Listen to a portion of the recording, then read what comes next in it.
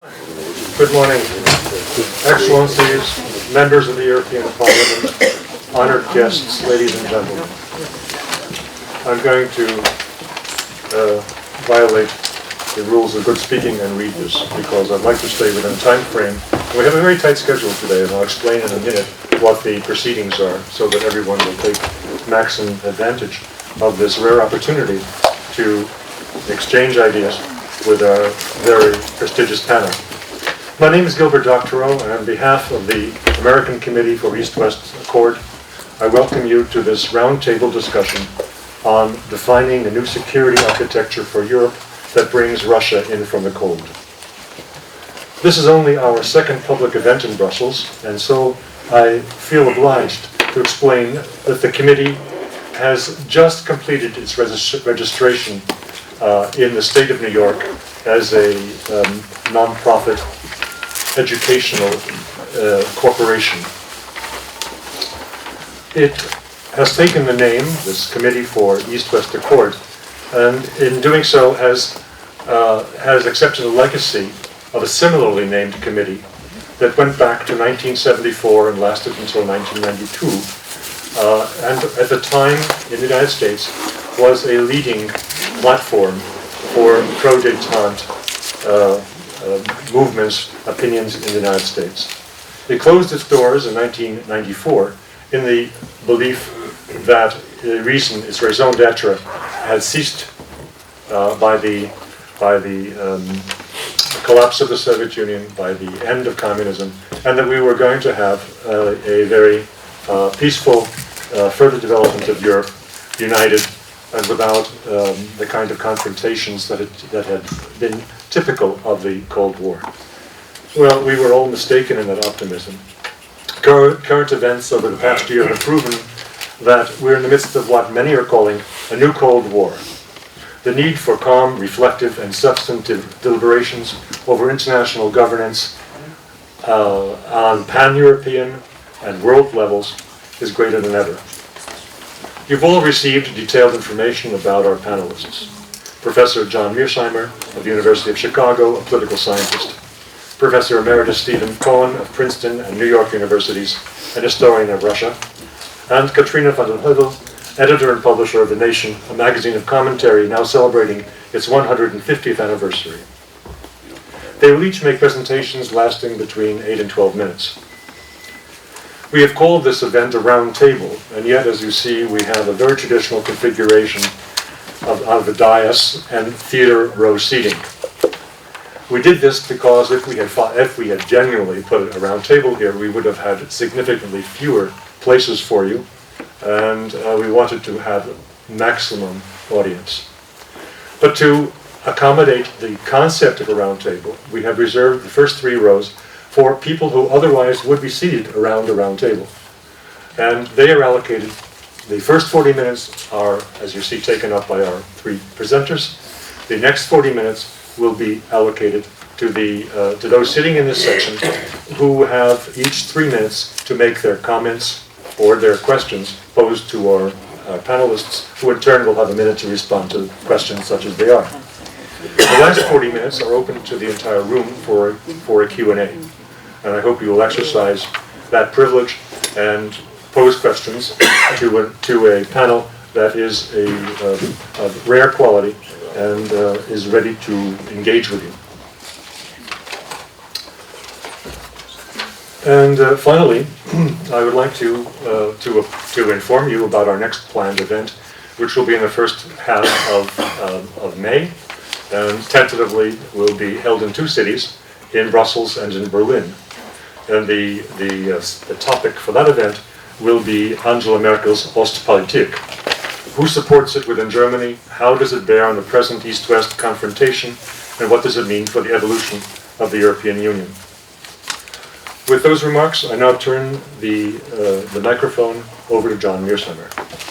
Thank Gilbert very much for inviting me here today and making all the logistical arrangements to get me across the Atlantic Ocean. And I'd like to thank all of you for coming out to hear me speak. The subject I've been asked to talk about is creating a new security architecture in Europe that brings the Russians out of the cold and promotes peace in the region. I think that the best we can hope for at this point in time is to return to the status quo ante. And by that, I mean the situation that existed here in Europe before 2008. I think there's no hope of creating a radically new architecture. And I think it's going to be extremely difficult to go back to the pre-2008 situation that existed here in Europe. I think the best way to understand the options that we face is to talk a little bit about the history of the past 25 years. And I think you want to divide that history up into two periods. The first period is from 1990 to 2008, and the second period is from 2008 up to the present. I think the period from 1990 to 2008 was really the golden period. Europe was remarkably peaceful, save for what happened in the Balkans, of course. But there was virtually no serious possibility of a conflict between Russia and the West at that point in time. And all seemed to be going very well here in Europe. And the question is, why was that the case? And there are two reasons. One, NATO remained intact, which meant the Americans remained committed to Europe, and the Americans basically served as the pacifier in the region. The United States was, in effect, the ultimate arbiter, a higher authority, a very powerful military presence in Europe that made it almost impossible for any of the states that fell underneath its umbrella to fight with each other. This is the principal reason that no European leader since the end of the Cold War has asked the Americans to leave. And it's the principal reasons the Russians were perfectly happy to allow the United States to remain in Western Europe after they retreated when the Cold War ended. So the American pacifier was an important part of the story. The second part of the story is that the West, and here we're talking mainly about NATO, did not threaten the Russians in any meaningful way. There's no question that the Russians were opposed to NATO expansion, and the first tranche in 1999, and even the second tranche in 2004 was opposed by the Russians, but the Russians did not view that as a mortal threat. So between 1990 and 2008, all was well in Europe. Again, because of one, the American pacifier, and two, there was no serious threat by the West against the Russians. But that all began to change in 2008. 2008 was a fateful year. First of all, in April of that year, you had the NATO summit in Bucharest. And at the end of that summit, NATO said in no uncertain terms that both Georgia and Ukraine would become part of NATO. The Russians made it perfectly clear at the time that this was categorically unacceptable, and they made it clear that they would go to great lengths to prevent that from happening. Nevertheless, NATO did not back off. Furthermore, in May of that year, the European Union announced that there was going to be an Eastern Partnership, which in effect meant that the EU, too, would be moving eastward toward Ukraine. Not surprisingly, in August of 2008, you had a war between Georgia and Russia that came right out of the decision in April 2008 to include Ukraine and Georgia in NATO.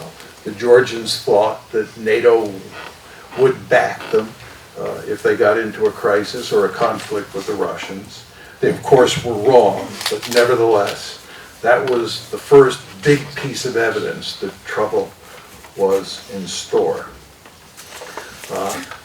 Barack Obama, as you know, got elected in November of 2008, and he came in with the goal in mind of resetting relations between Russia and the United States.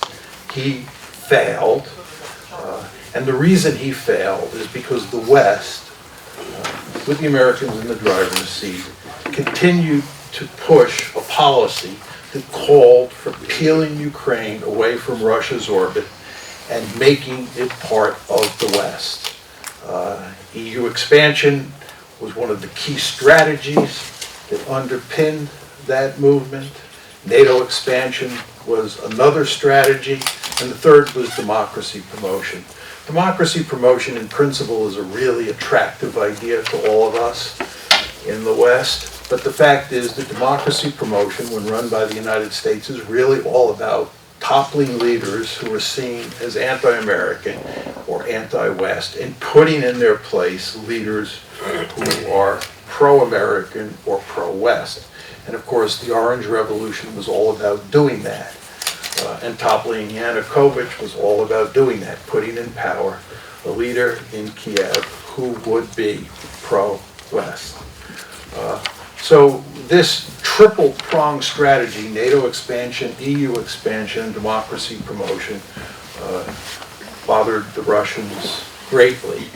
And it all came to a head with the coup in Kiev on February 22nd, 2014, and we then had the major crisis that we now face. Now, what's the solution to this problem? I think the solution is to go back to the situation that existed before 2008. It's the only hope of settling this matter. What in particular has to be done is Ukraine has to be turned into a neutral buffer state. The West has to recognize the fact that there's no way that it can continue to pursue a set of policies that are designed to make Ukraine a Western bulwark on Russia's border. The Russians will not tolerate this, and instead what they will do is go to enormous lengths to wreck Ukraine. This is what's going on now. Putin is basically telling the West they have two choices. Either they back off, or he will go to great lengths to destroy Ukraine so that Ukraine cannot become part of the West. Well, if you want to end this crisis, and you care greatly about the Ukrainian people and you don't want to see their country destroyed, then it's imperative that we back off and that we give up on the idea of making Ukraine part of the West and instead work to make it a neutral buffer state, which it was effectively between 1991 and 2014. I am talking here about returning to the status quo ante. This means, of course, that NATO expansion has to be explicitly taken off the table, and it means that EU expansion has to be explicitly taken off the table, and it means that the United States and the Europeans have to stop democracy promotion if that is designed to put in power people in Kiev who are pro-Western and anti-Russian.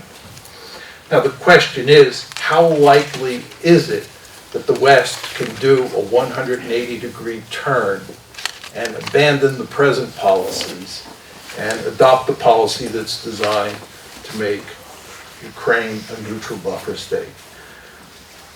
I think it's very unlikely that this will happen. I think there are a number of reasons for that. First of all, Western leaders are so deeply invested in the present policy that it is going to be, I believe, very difficult for them to abandon these policies that have been at the heart of the West strategy since 2008, and instead adopt a policy designed to make Ukraine neutral. I think it's very hard to turn that ship around.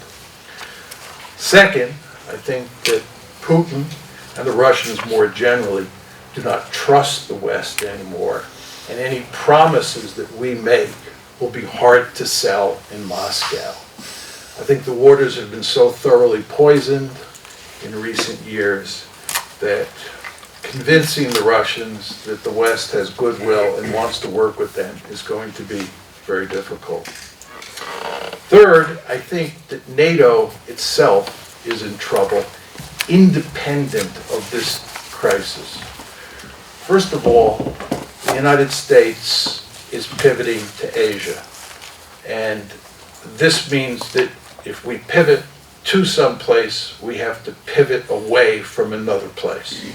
And where we're going to pivot away from is Europe. China is a potential peer competitor, and all we need is a major crisis in Asia, and the United States will focus its attention on that region laser-like. And that means that America's interest in Europe will diminish significantly. I like to tell students that historically the United States has cared greatly about 3 areas of the world outside of the Western Hemisphere. 1, Europe, 2, Northeast Asia, and 3, the Persian Gulf. And over our entire history, Europe has been the most important area of the world for us outside of the Western Hemisphere. We are undergoing, for the first time in our history, a fundamental transformation. Asia is going to become the most important area of the world for us. The Persian Gulf is going to become the second most important area, and Europe is going to become a distant third. So if China continues to rise, we're eventually going to pivot, and that means that we're going to greatly reduce our presence in Europe, and we're going to be much less interested in Europe than we have been over the course of our entire history. At the same time, if you look at what's happening among the European countries, they're not spending much money on defense, and it doesn't look like they're going to come together to take up the slack if the Americans pivot to Asia. And I think the principal bellwether of the trouble that lies ahead is what's happening in Britain. Defense spending is shrinking, and by the year 2019, all British troops will be removed from the European continent. This is an event of great significance. So what I'm saying to you is, even if we are able to turn around Western policy and convince Putin that the West has good intentions, the future of NATO, I think, is a lot of trouble on the horizon. And for all those reasons, I'm not sure you can go back to the status quo ante, which is the period before 2008. The bottom line here, we had an excellent situation with regard to security in Europe before 2008, and we, meaning the West, blew it big time. Thank you. Without repeating Professor Mearsheimer, I will thank Gilbert, Dr. Rowe, and all of you for coming. I can't do what I was asked to do, speak about a new security structure, because I am not smart enough, because I am a historian. Instead, I'm going to make some general historical points, because if you get the story wrong, you get the policy wrong. And I'll combine that briefly with a report from the American front line on the embattled handful of us, including Professor Mearsheimer and in exile, Gilbert, Doctorow, that's a joke. He's not in exile, no. Struggling against this American policy and what's coming. I'll be very general, and you'll have to read between the lines. This is the worst international crisis since the Cuban Missile Crisis. And it is possibly a fateful turning point in history in 2 regards. No matter what you call it, we are in a new Cold War, and I could make an argument, won't do it now, that this Cold War, if it lasts, will be much more dangerous than the preceding Cold War, which we barely survived. The other turning point, I don't agree fully with Professor Mearsheimer about the way he formulated it, but I think this could be the beginning of the end of the so-called transatlantic alliance. That may be a good thing, that may be a bad thing, that's a different discussion. In the United States, and to a certain extent, alas, in Europe, all of this has been blamed on Russia, none of it on Western policy. Never heard a critical word about American policy except from 2 or 3 or 4 others in America. In particular, they call it Putin's aggression. That's a direct quote. It's all Putin's aggression. This means, in fundamental terms, that there is nothing to negotiate with Russia. Nothing. When you have a narrative that rules out any responsibility on your own part, what's to negotiate? Where's the compromise? They say that Putin may be like Hitler. If a man's like Hitler, you don't negotiate with him, you destroy him. And there is an element of seeking to destroy Putin in American policy. If it's true, it's not true, that Putin is destroying the post-Soviet or post-Cold War order in Europe, then he has to be destroyed. It's also not true, but this is the fundamental story. Where does this thinking lead? It leads to war with Russia, and I don't rule that out. For the first time in my long life, I began in this field in the 1960s, I think the possibility of war with Russia is real. I never thought that was the case with the Soviet Union, except by accident. That's how bad the situation is. The problem is this is a false historical narrative. It isn't true. It's also a false political analysis. And here I disagree fundamentally with Professor Mearsheimer, but we're like, though he's not Jewish, a big Jewish family. We live together, but we can have disagreements without going our separate ways. Unless you're a very big Jewish family, and then you break into factions and don't speak to each other. But in this case, I don't agree. This problem did not begin in November 2013 or in 2008. This problem began in the 1990s, when the Clinton administration adopted a winner-take-all policy toward post-Soviet Russia on the premise that the United States had won the Cold War and therefore Russia was roughly akin to Japan and Germany after World War II. They adopted a policy that was spearheaded by NATO expansion, but there was a lot more than that. They pursued a form of negotiation diplomacy called selective cooperation. If you deconstruct it, it means Russia gives, we take. And you will not be able to give me a single example of any major concession or reciprocal agreement, arms control aside, that the United States ever offered Russia in return for what it got since the 1990s. This policy was adopted by the Clinton administration, but it's pursued by every political party, every president, every American Congress, since President Clinton to President Obama. Among other things, this meant, and I focus your attention if you're really interested in security, because this is the core issue, this meant that the United States was entitled to a sphere or zone of influence as large as it wished, right up to Russia's borders, and Russia was entitled to no sphere of influence at all, not even in Georgia, the entryway to the Caucasus, or in Ukraine, with which Russia had been intermarried for centuries, literally. Russia had no right, and the American Vice President, Joseph Biden, specializes in making announcements that Russia is bad because it seeks a sphere of influence. Unlike America, which has expanded NATO, that is our sphere of influence, boundlessly for 20 years. This is the essential issue. It also meant that Russia, for 20 years, was excluded from the European security system that was created after the end of the Soviet Union. NATO expansion was the pivot of that security system, and it was directed in the direction of and against Russia. Russia was excluded. So talk of Russia destroying the security system to which it belonged is simply a fairy tale that we tell our children to make ourselves look virtuous. This did not happen. Now, what about Putin? Professor Sakwa, who is maybe the preeminent scholar of Putin's Russia in the West, can speak about this better than I can. He's here. You should read his two recent books. They're magnificent. Putin set out as a kind of pro-Western leader, following in the tradition of Gorbachev and Yeltsin, but for somewhat different reasons.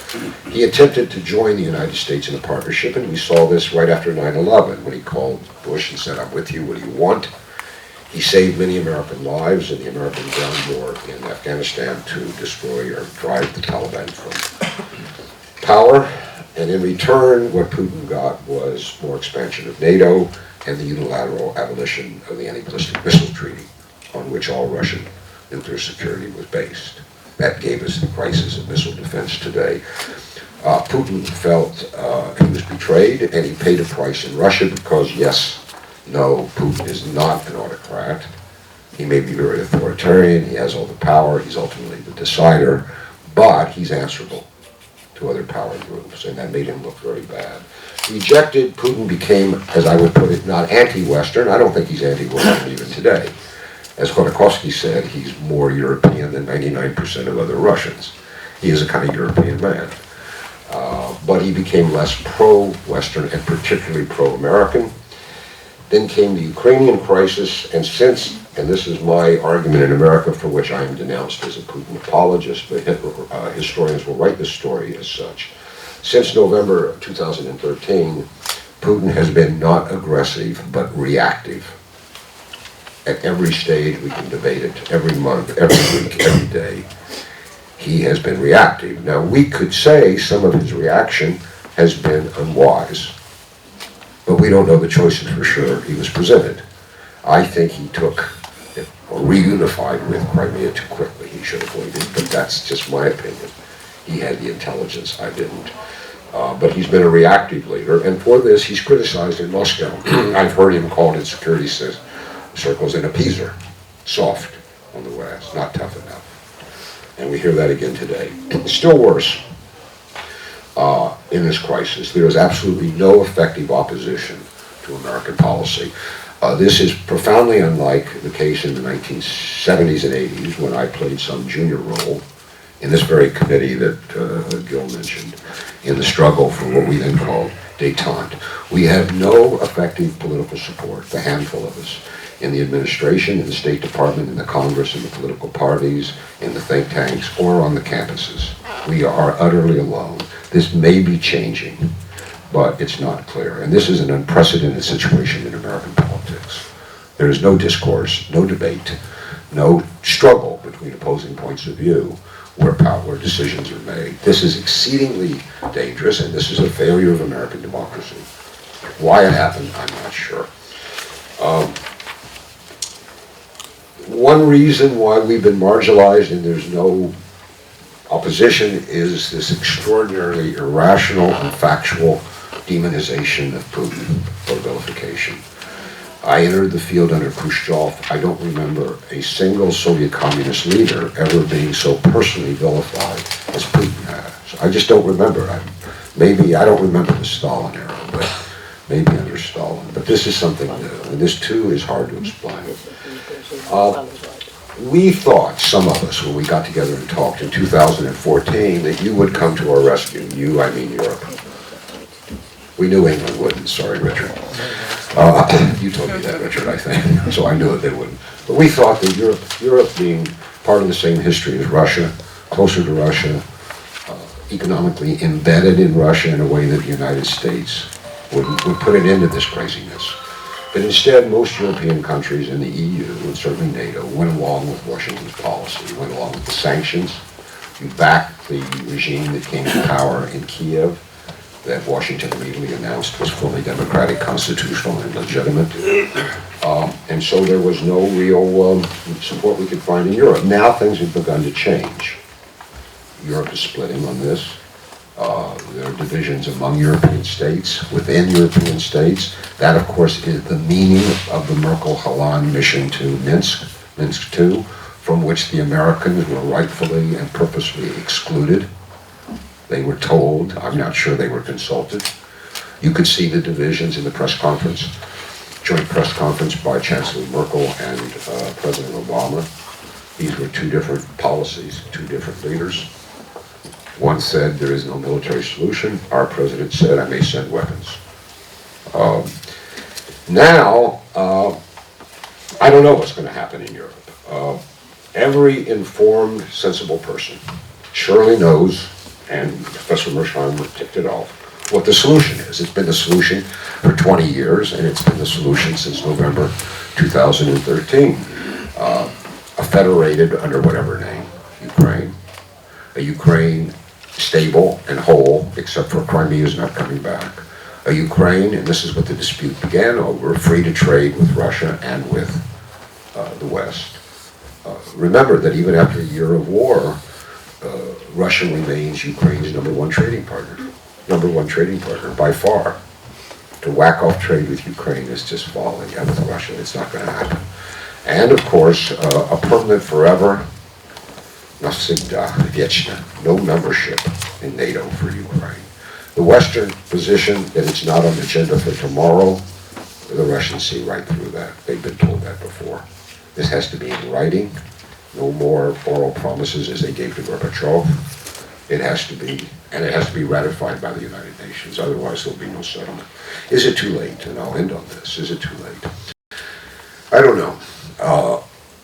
Has too much blood been shed? In November 2013, only 20% of the people in Donbass wanted to separate from Ukraine.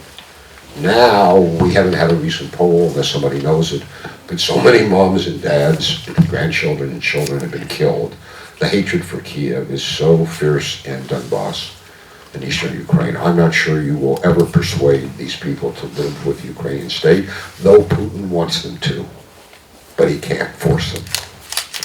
And this is a big question in my mind. Can we still stop a prolonged new Cold War that will be more dangerous than the last one? Can the drift toward actual war be stopped? The drift toward war with Russia be stopped? I work and think as a historian. Excuse me. I wrote a biography, I think, about leaders. Here's what I think at the moment, based not on a lot of information, because I live in a provincial country far away. The four primary political capitals today, each is at a turning point, and here's how I see the situation. In Moscow, Putin, unless Richard disagrees, 100% wants, and has wanted from the beginning, the solution for Ukraine that I just said. I don't agree with Professor Mearsheimer that Putin, the option of destroying Ukraine is an option for Putin. That will destabilize Russia forever, if only because there are 20 million or more intermarriages. I mean, he wants a stable Ukraine for Russia's security. He wants to keep Ukraine out of NATO, but I'm not sure that means destroying Ukraine. It's bad for Russia. But that's a discussion, I'm not sure. But Putin has his own politics in Russia. I won't mention the name Boris Nemtsov, but I just did. The impact this is going to have on Russian politics, we will see. In Washington, I voted for President Obama twice, for reasons having nothing to do with foreign policy. He is a weak foreign policy leader, has been from the beginning, for various reasons. He is heavily influenced by the anti-Russian majority in his own Democratic Party, and he has taken an intense personal dislike to Putin. And I have never seen an American president make such personal remarks about a Russian leader in public. Taunting, childlike remarks almost. Clearly Putin's gotten under his skin. As in, about a month ago, Putin thought he was so hot a month ago, but look at him now, ha ha ha. That's not what the foreign policy leader of a major state should be doing. So I'm not optimistic, though he may bend now, or at least that seemed to be the case, to Minsk too. In Berlin and in the EU, there is Chancellor Merkel and Hollande. And I think Chancellor Merkel, Gil has his own understanding of her, I have very little, but the moment has come for her to decide how she wants to enter history.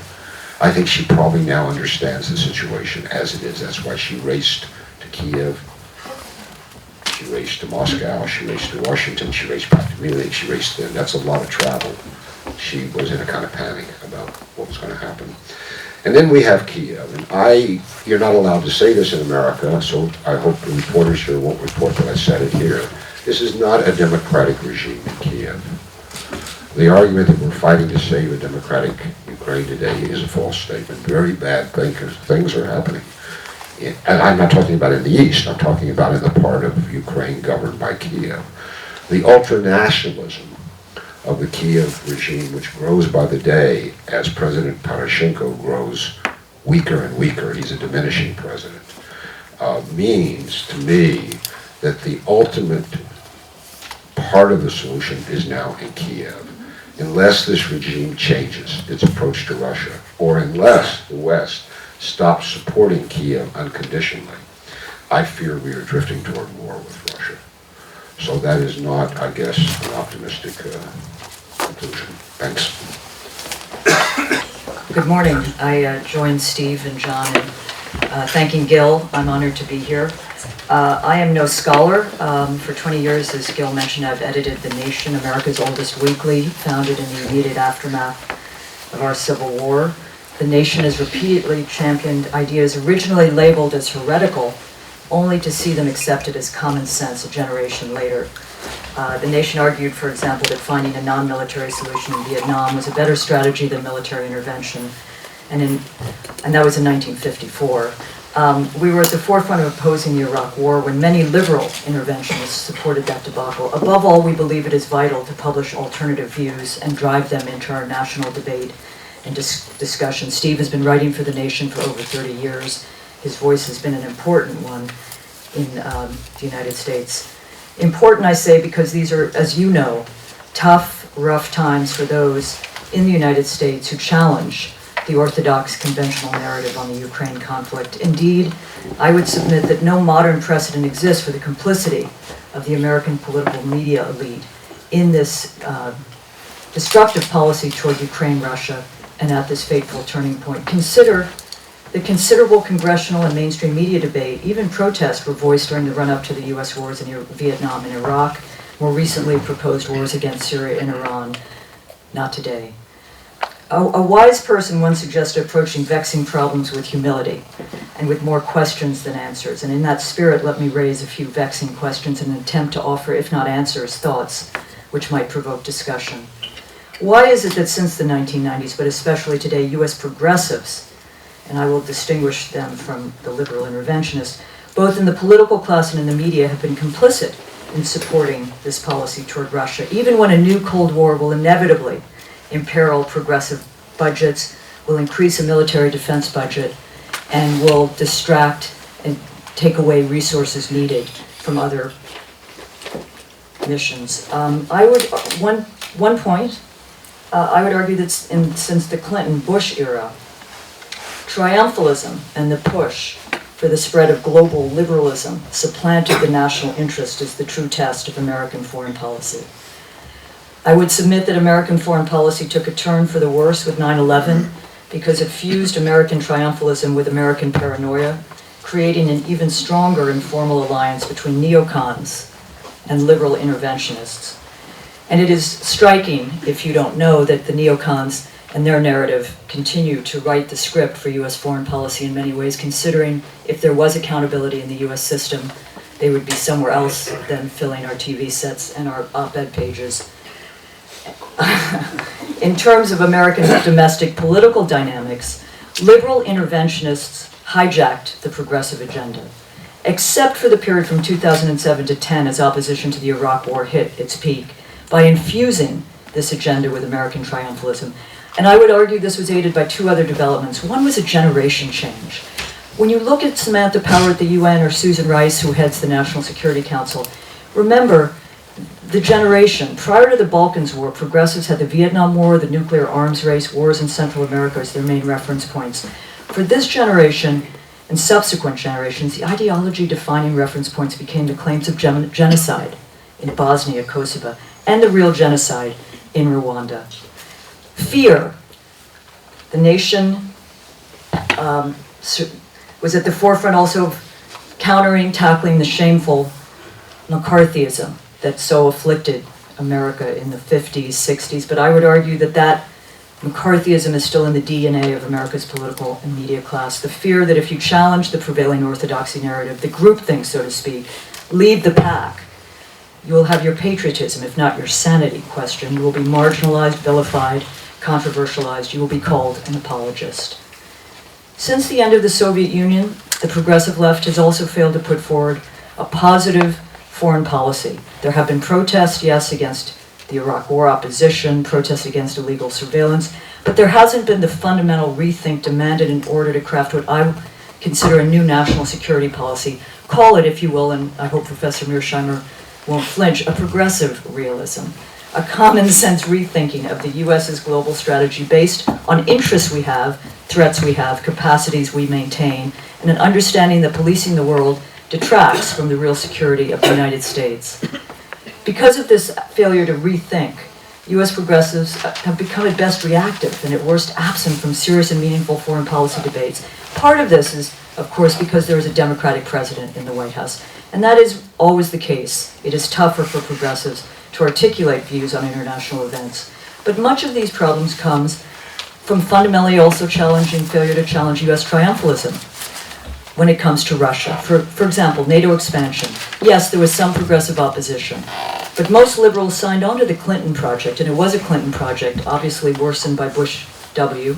But the expansion of NATO and treating Russia under Yeltsin like a junior partner, and also diplomacy.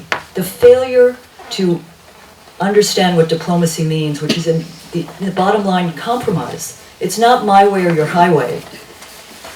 And that has become a measure, I think, of a failure in the United States. The hijacking of progressivism by liberal internationalists has been assisted, and I was talking to Richard Sacco about this, by the absence of any credible national political spokespersons for progressive realism. The neocons have John McCain, who is the most frequent guest on the most popular Sunday talk show in America, and they have Lindsey Graham. Liberal interventionists have Hillary Clinton, who, as you must know, is considered the inevitable presidential candidate for the Democratic Party, and as many of you know, has very hawkish views on Ukraine and would bring into her administration people who have in these last weeks championed sending more weapons to Ukraine, people like Strobe Talbot. Fortunately, that has triggered a debate, and I would argue that, quote, there has been more sanity on that and a real pushback, even within Brookings, where Strobe Talbot resides. But progressive internationalists have lacked anyone of national stature to compete with them. For all their eloquence on inequality, on finance, on the rigged system that defines the American economic political system, Elizabeth Warren, Senator Elizabeth Warren from Massachusetts, for example, has not had enough confidence, I might say with humility, expertise to speak on foreign policy questions. Though the Progressive Caucus, 80 people in the House of Representatives, which have been at the forefront of fighting for diplomacy with Iran, opposing more interventions in the Middle East. Steve and I have been in touch with some of their leaders, and in the last week, Representative Conyers from Michigan, Representative Ellison from Minnesota, and a few others have sent a letter to President Obama arguing, don't send weapons, find a political resolution, there are no military solutions. But I think that there's almost an indifference to Ukraine, Russia, because of the demands on all of these representatives. The ISIS factor, for example, you can see almost parallels with the fear that is quickly mobilized through social media and other factors, but there's much more attention to that than this very dangerous confrontation in Ukraine with the nuclear armed power in Russia. Let me close by saying, because I'm a member of the media, the nexus between the political class and the media is an important one. Does media coverage shape the political agenda, or vice versa? Probably both, or variously, depending on the subject. But the US media, by so unequivocally accepting the official US government EU version of events, blaming all on Russia, failing to provide history, nuance, let alone complexity, is now complicit in forming a false narrative that may lead the US toward war. The media malpractice, as Steve has written about in The Nation, is staggering. Most US pundits, most editorial pages, from conservative to liberal on Ukraine, on Russia, have bought into a fantasy version of events in which coup makers all wore white hats and the elected president, however corrupt, reviled, and Eastern Ukrainian citizens, along with Putin, all wore black hats. And a subset of that, I would say, and it's shameful, the humanitarian crisis in Eastern Ukraine until very recently was virtually ignored in the US media. Now, these one-sided media narratives have, with astonishingly few exceptions, gone unchallenged. We have this progressive cable network, you may have heard of it, called MSNBC. On some nights, it's, you might as well be watching Fox. They're lifting up voices which call for more war. There's also a factor which can't be discounted, which is a strong and residual anti-Russian Cold War sentiment, certainly among neocons, but also liberal hawks. And this infuses the mainstream media, the authoritative media, which defines what goes on inside the Beltway, or as I sometimes call it, the bubble, what defines the parameters of permissible debate. But this anti-Russian sentiment, and Steve talked about this, has been pumped up because Russia, for many, including progressives, has come to mean Putin. Where is the sense of a political landscape, political struggles in Russia? Where is the understanding that there are other players or limits on Putin's power? The demonization of Putin, and I can't believe I've been quoting Henry Kissinger these last months, but it's an alibi for a failure to have a policy, and that is what Henry Kissinger wrote last March. It is much tougher to have a real analytical understanding of what is happening. And for progressives, anti-Putin views, and many of you will understand this, have loomed large due to Russia's stance on social issues, LGBT issues. You saw that around Sochi and in general, handling of Pussy Riot, handling of protests. Now, I support dissidents everywhere, free speech, right to protest, champion LGBT rights, but I also understand that people must fight their own battles, build their own movements to make real change, not the kind imposed in democracy promotion, which has been so discredited because it is imposed from the West, it is imposed from outside. So all understand, and this is what I'm trying to talk to people about in the United States now, because I think we are at a turning point. The decision to the debate about shipping weapons to Ukraine has triggered more attention. People are suddenly saying, what?